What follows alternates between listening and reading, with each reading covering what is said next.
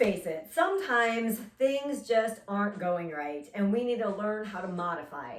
That's why on the 16th day of our 100-day challenge of the exercises and scriptures you should master in 2023, we are going to focus on mastering modification.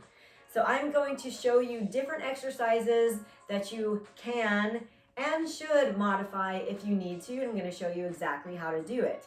And then we're going to read this verse from Hebrews 13:8. This is the opposite of modification because it says that Jesus Christ is the same yesterday and today and forever.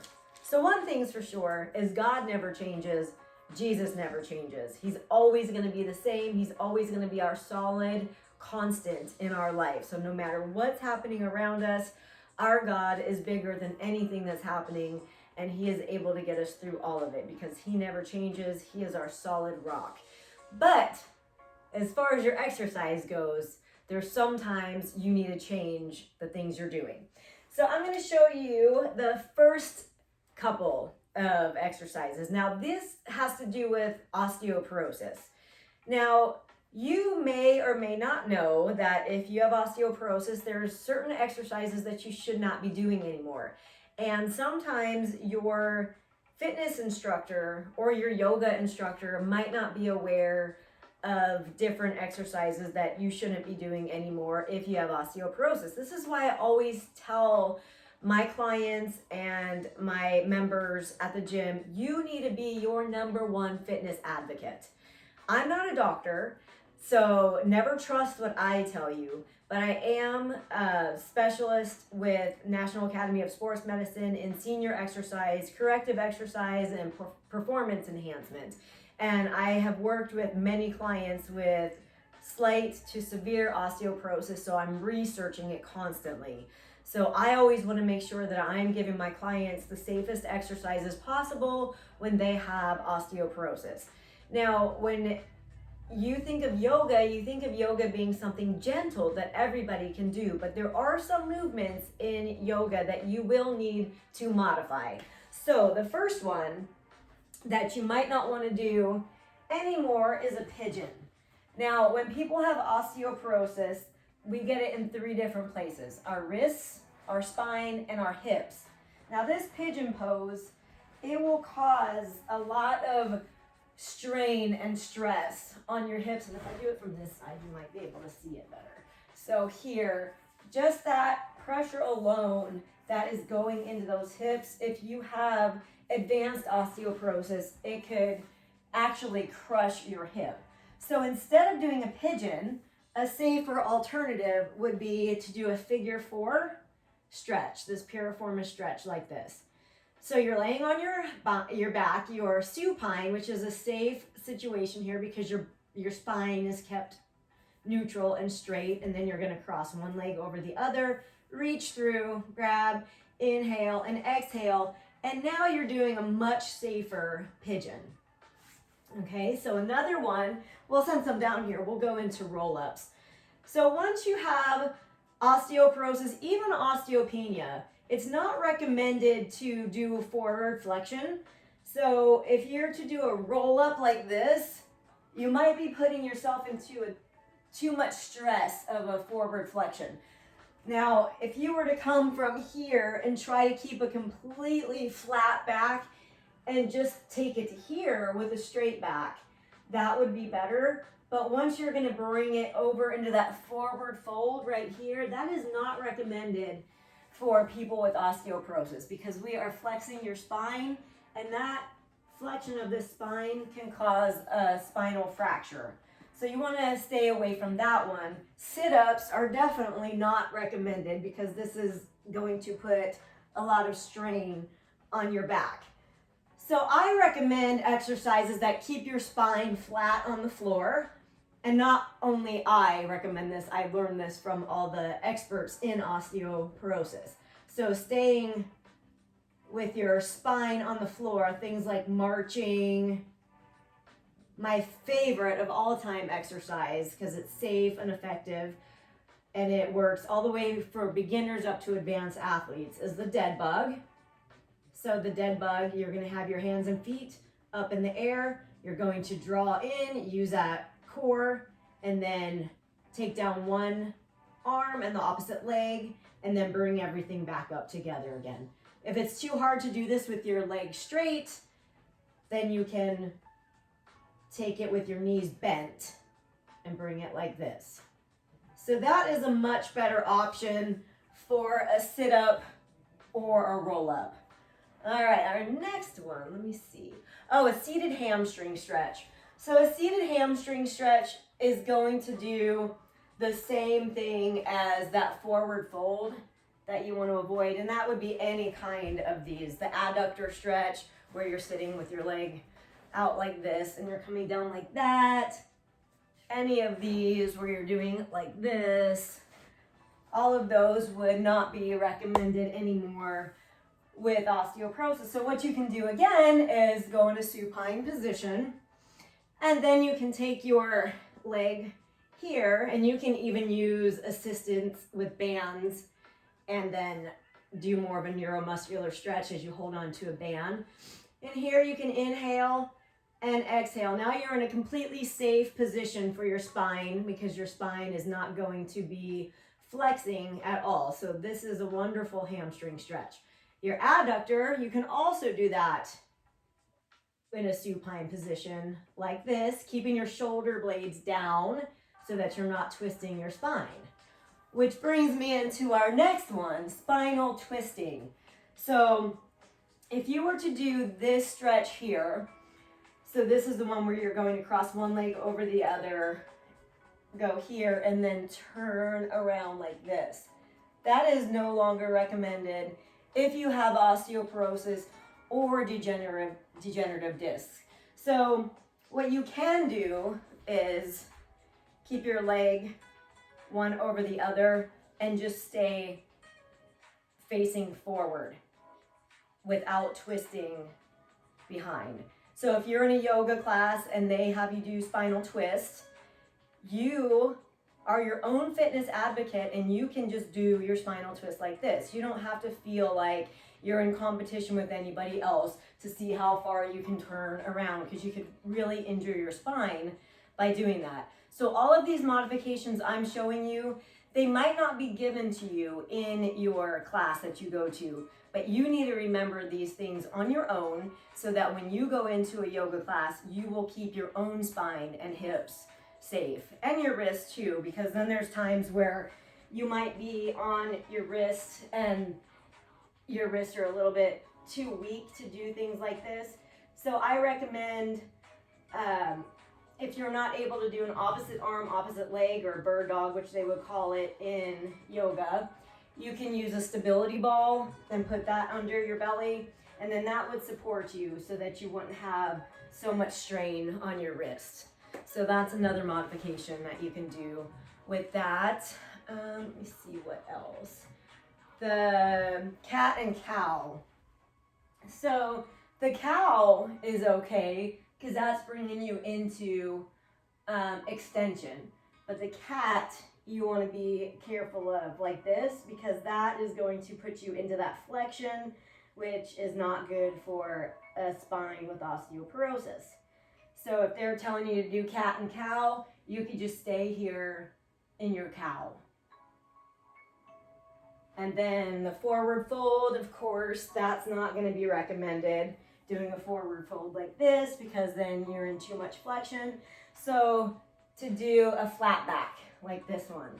Sometimes in a yoga flow, they'll take you from flat back into forward fold, and then down into your plank and into your upward dog. So what you can do instead is take it from flat back and then bend your knees and get yourself down into your plank and then go up, so that you are keeping your back flat the whole time and you're not doing that forward flexion. Okay, let's see what else we have on there. And then with any other kind of spinal twisting, as far as like this pose, that might not be that great, depending on how much spinal twist you get on that one. anything like chops, depending on how bad your osteoporosis is in your spine. That one won't be that great anymore. So I did a video a couple days ago that was a core workout with anti-rotation movement. So your best core exercises will be anti-rotation. Now this was a list for people with osteoporosis. So now we're gonna go on to modifications for people with knee problems. So sometimes people with knee problems think they shouldn't lunge ever again, but it seems to be anything that I research, a back lunge is okay for if you have meniscus problems or different kind of knee issues. What you want to do is take your reps down.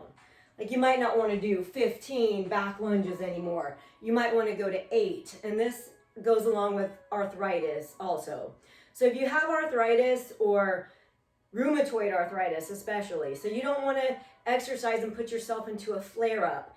And sometimes it only takes 3 reps to cause you pain when you have rheumatoid arthritis. And you do not want to have the mentality where there's no pain, no gain, because that's not true. With rheumatoid arthritis, if you are doing anything on your joints and you're starting to feel pain even on your 3rd, so say you were doing back lunges and you got to your 3rd one and then you started to feel uneasy pain, then you would be done probably for the day because you don't want to set yourself into a flare. But you don't need to never do back lunges again.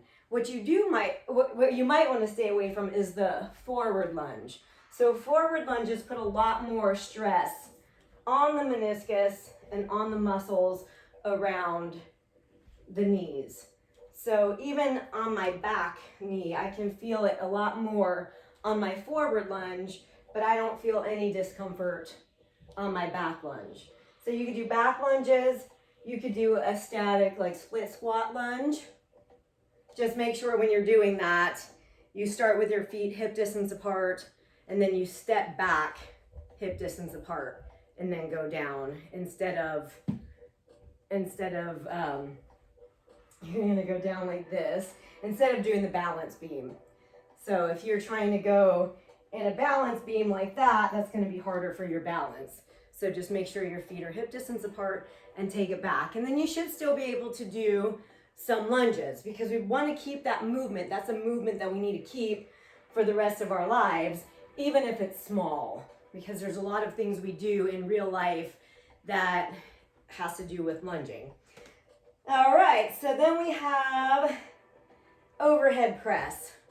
So if you're going to do an overhead press, sometimes people aren't able to take their arms overhead because they've had shoulder reconstruction or just different injuries and it's too painful to take your arms overhead. Sometimes that can be fixed just by turning your hands from a wide grip to a neutral grip.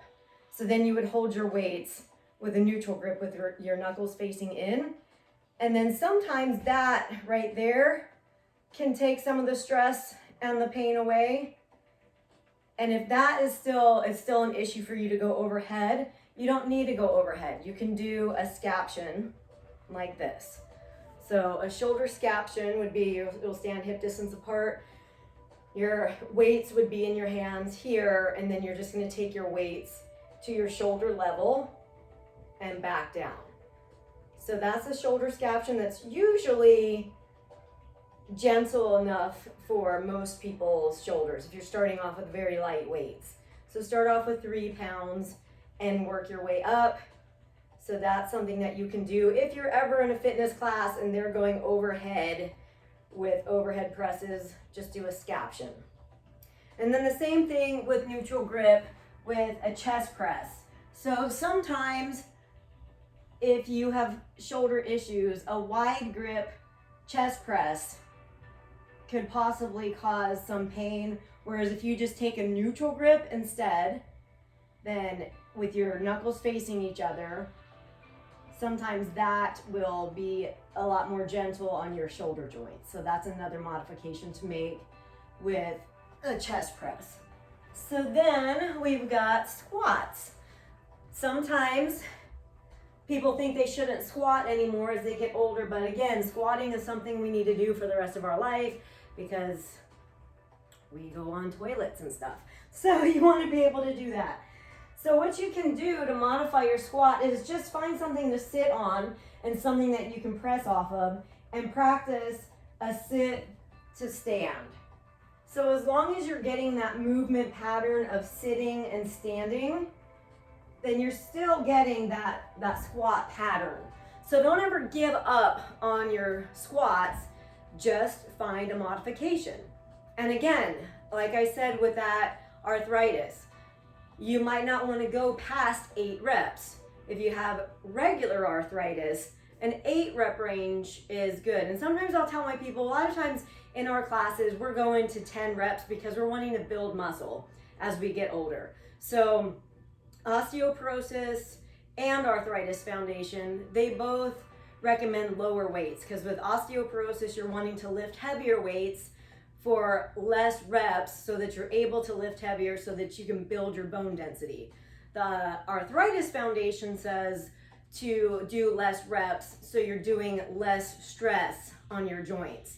So in my osteoporosis classes, we might do 10 reps, but if somebody has arthritis, I'll tell them, if the rest of us are going to 8 or to 10 reps, I'll tell them to go to 8 reps or stop at 3 reps if it's causing pain. So the same thing with that back lunge would be the same thing with your squat, with your overhead press, anything that you are feeling any stress on any joint that you have arthritis in or rheumatoid. You don't want to take it past too many reps.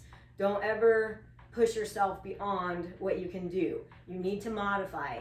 And you never need to feel like you can't let your instructor know or your instructor is gonna be mad if you don't do what your instructor tells you to do. You need to let your instructor know you have arthritis and less reps is better, and then your instructor will say, hey, that's great.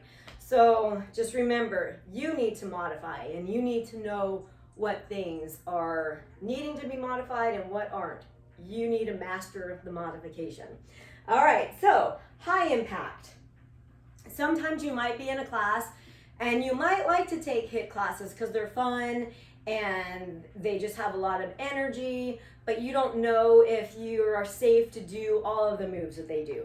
So sometimes you might be in a class and then they might go into a jumping squat, okay? So instead of just standing there, there's still something you could do. So you could still do like faster squats, like power squats, or if you're able to, you could take it even one step beyond a speed squat and you could take it into up on your toes. So you're gonna do heel lifted squats. So sit back and come up, sit back and come up. So that's a way you can modify a jumping squat, and then you'd still be able to participate in the class. You'll still be able to get your heart rate up, but it's keeping it low impact. So let's see. And then there's different exercises too, like a skater. You can keep a skater low impact if you want to take it slow, whereas if you wanted it to be high impact, you would do it more like that. So that's a different way to modify with that. So burpees, if you're in a class and they're doing burpees, you don't want to be left out, you can do, I call it like the head, shoulders, knees, and toes exercise. So you want to make sure you're keeping your back straight because the burpee starts with a hinge. So you can just take it from here, knees, hips, shoulders, and up. So you can just go like this fast. And then if you wanted to, you can add that knee raise. So that way you are still getting your heart rate up and you're still getting a good hinge and you're still doing some of the movement. Now, if you're ready to move it on from there, you can take it to here, and maybe if you can bend down, not this way, but this way, you can bring it to the floor and back up. All right, so that could be another type of burpee. And then you can also modify a burpee by hinging, bending your knees down, and then stepping out, stepping back in, and stepping up.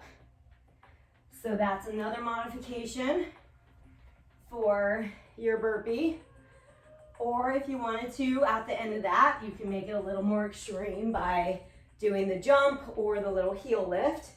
And then if you want to take it to a jump out burpee, then you want to make sure that you're jumping out and you're really catching your hips and catching your low back with your glutes. You're going to tighten your glutes, tighten your core, and then you can walk back and modify it like that until you're ready to get to the real burpee. So there's so many different modifications you could do on a burpee.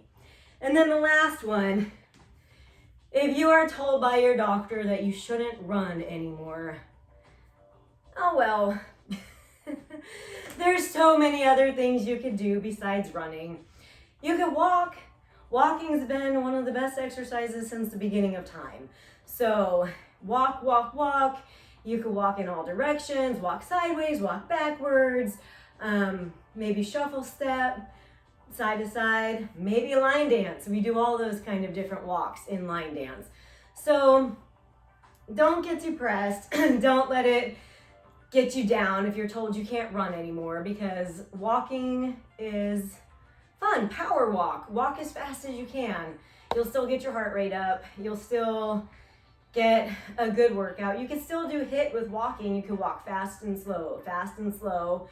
But if you can't handle that pounding on your joints anymore, you just need to retire from running and then just find something else to do. But I recommend to try line dancing because it builds bone density. It's good for your brain. It's good for your balance. It's good for your memory. We move in all different directions, which is one of the best ways to build bone density is irregular patterns. So moving around in all different directions helps to build that bone density. So I think I've covered a lot here. I'm sure I'll think of some more when I'm ending this video, but if I come up with more exercises that need to be modified, I will make another video. And if you have questions of something I didn't cover, feel free to ask in the comments. And if it's something I didn't cover and you say, hey, how would I modify this? I'm sure I could figure it out for you. So I'll see you tomorrow for another move or movement, and I will have another verse for you. So I'll see you then. Thanks for joining me. Bye-bye.